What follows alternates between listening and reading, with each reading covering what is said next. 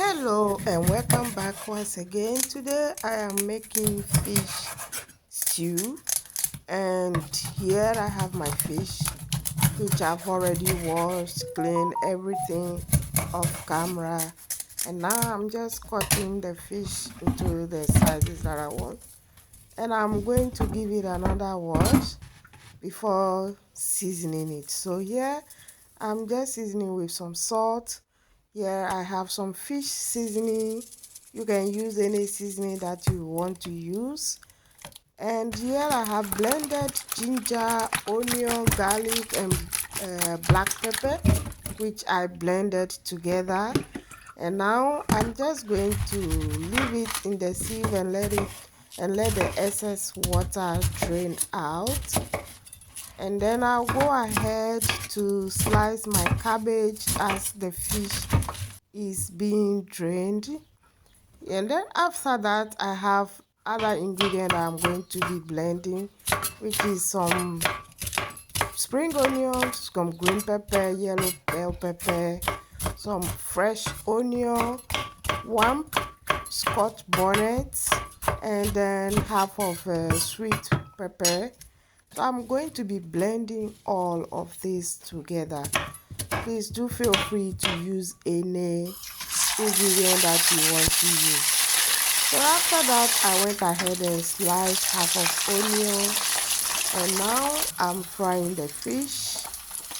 So you want to fry the fish to be crispy and fry on a medium heat because you don't want the fish to get burnt. So after I finish frying the fish, I use the same oil I used in frying the fish to make my stew. So I just added a little bit of the oil, and then I went ahead to add the onion.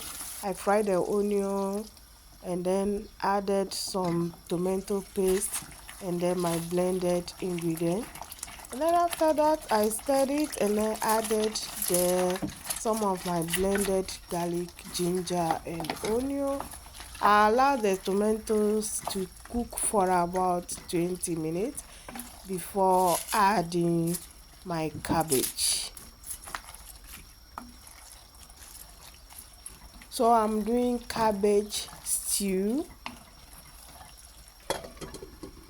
and now I'm going to allow it to cook for about 5 minutes.